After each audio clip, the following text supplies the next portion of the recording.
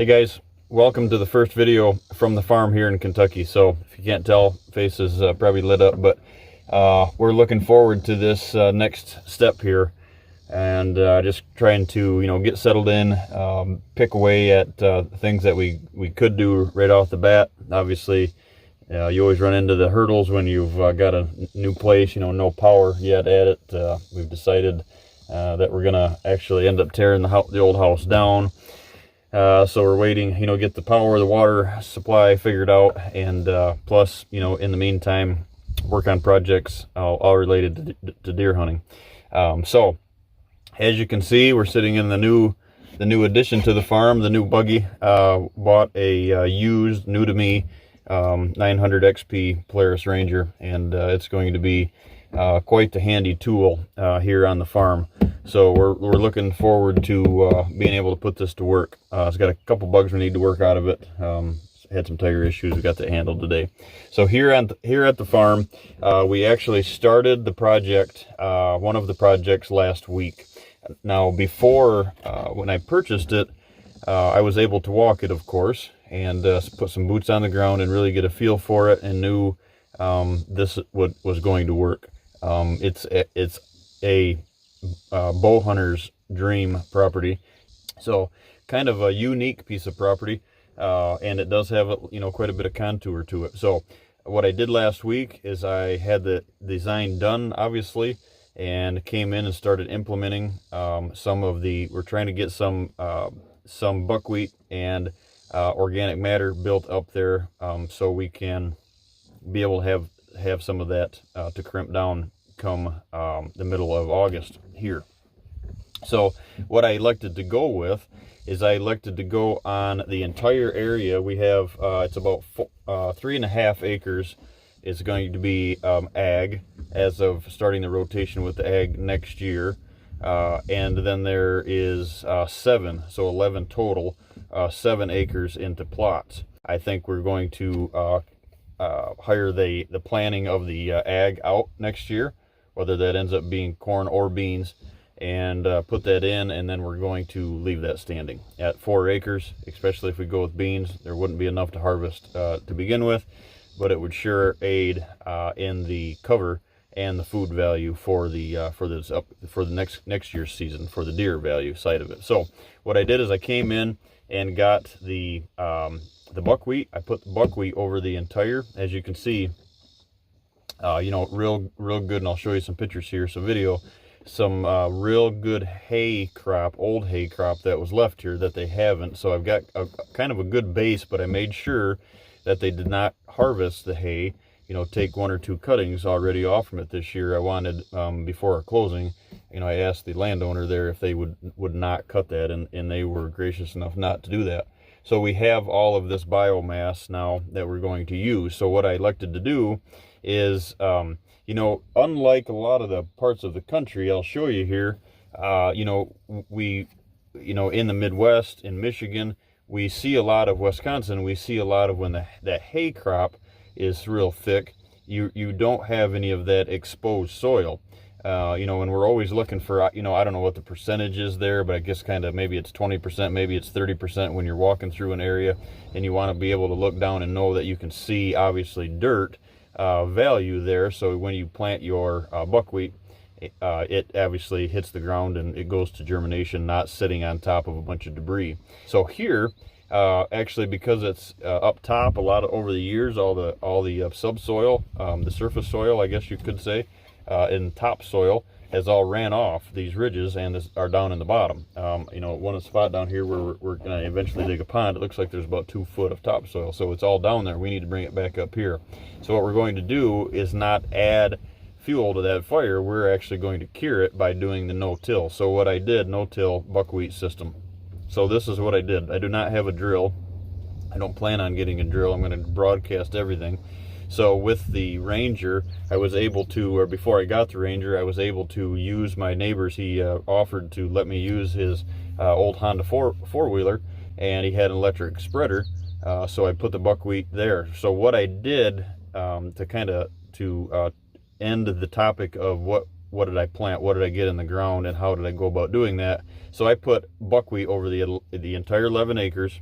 I did not spray that because here, like I said, we have some exposed soil, enough soil that I feel that we can plant it, and then we are okay. So not having to spray, which is a huge plus in my book. Not yet. I'm going to spray, but not yet. So what I did is I put the buckwheat at 50 pounds an acre over the entire where the entire plantable crops and ag are going to be. And then what I did is I went in and I talked with the local mill here, and I ran some stuff, actually, giving credit where credit is due.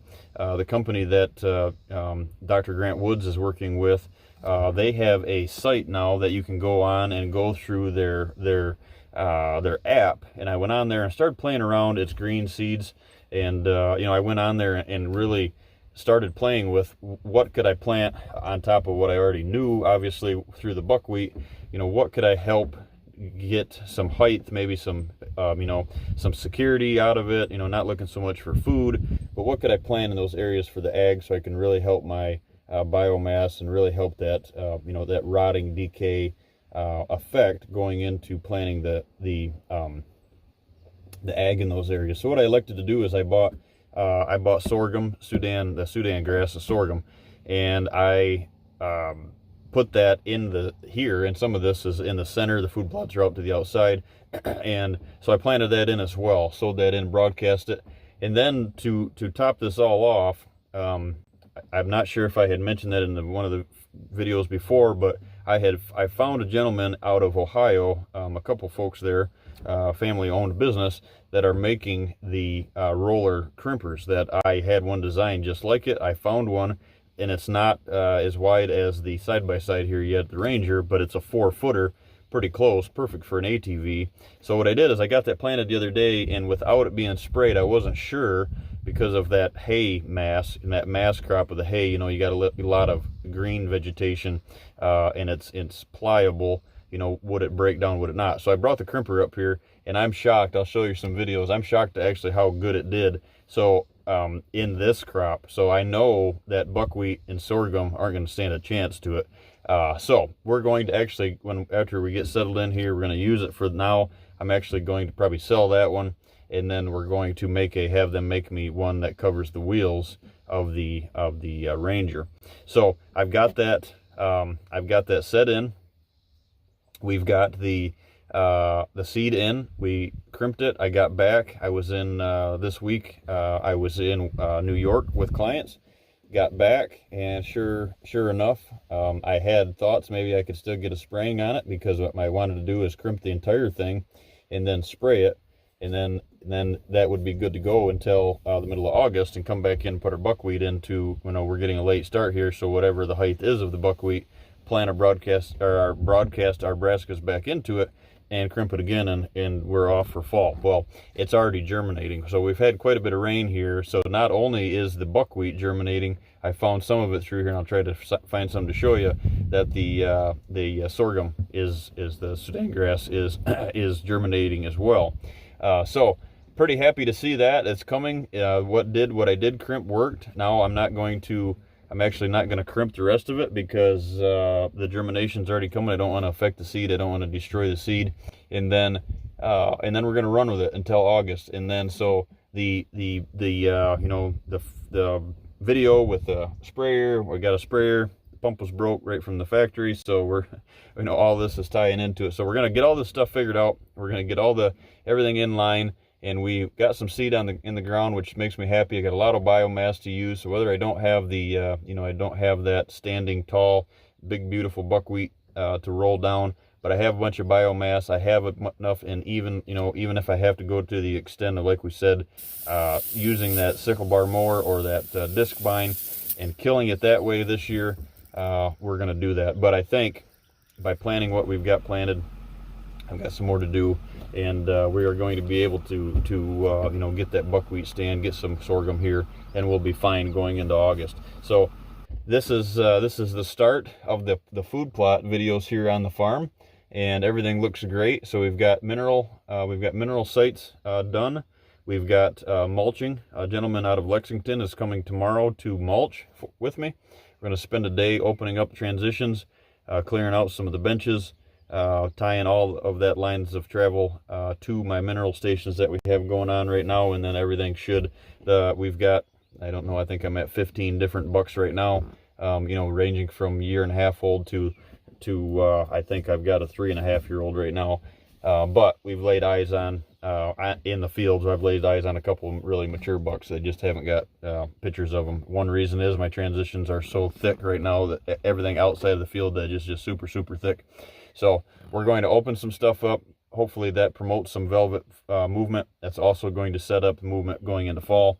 And we are off and running here on the plots. So that's what I elected to do. So if there's anybody out there that's just getting a farm or leasing something that has this hay crop and you're not sure what to do with it, maybe, you know, this is kind of a strategy here that I've been kind of, you know, using throughout the years, as far as, you know, what to do if you don't have the perfect crop, and then just falls into it as well.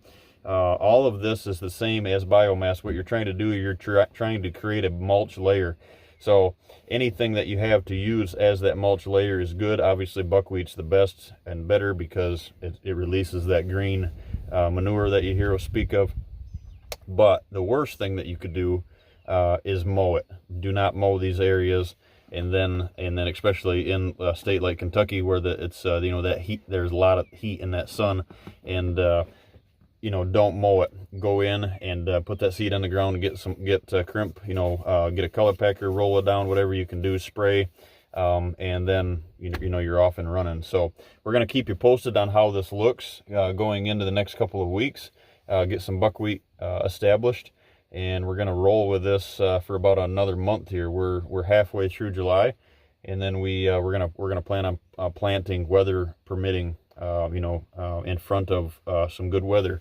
In August, we're gonna get those brassicas in the ground. This is the start of the Kentucky property.